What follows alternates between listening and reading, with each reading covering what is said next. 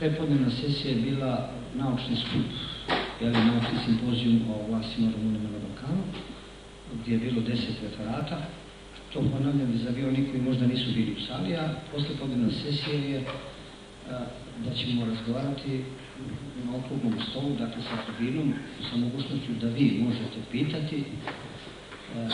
Normalno, mi ćemo najpre reći o pravima nacionalnih manjina, o pravima dakle, Rumuna i Bugara u Jugoslaviji. Prvo želim da vas pozdravim u ime Helsinškog odbora za ljudska prava i da se zahvalim organizatoru što nas je pozvao da prisustvujemo i učestvujemo barem u jednom od ova dva skupa koje su danas održane u Zaječaru. Na pitanje koje mi je postavljeno, ja bih odgovorio u jednom malo širem okviru, ako mi dopustite. Gospodin Bašić je lepo govorio o novom zakonu o zaštiti prava i sloboda nacionalnih manjina. To je jedan od najznačajnijih zakona koji je u ovoj zemlji donet nakon 5. oktobra. Kada je donet taj zakon, od njega su izrečene i kritike i pohvale. Ja ne bih ponavljao ni jedno ni drugo, ni pohvale ni kritike, ali ono što želim da kažem jeste sledeće.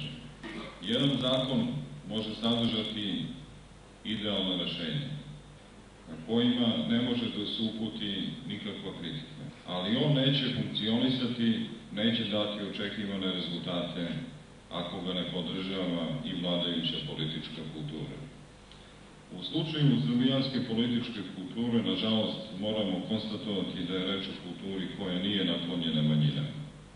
Nije naklonjena jer u njihovim zahtevima vidi pre svega destabilizaciju, secesiju, odcepljenje. To je model kulture koji u pravima manjina vidi pre svega nagradu za lojalnost, a ne sredstvo za očuvanje njihove kulture i identiteta.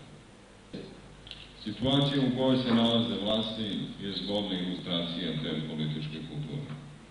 Reč je o pripadnicima zajednice koji su izloženi dugogodišnjoj asimilaciji, koji žele da se sa takvom politikom prekine, da im se obezbede neka elementarna prava, poput prava na obrazovanje na maternjem jeziku, informisanje na maternjem jeziku ili bogosluženje na maternjem jeziku.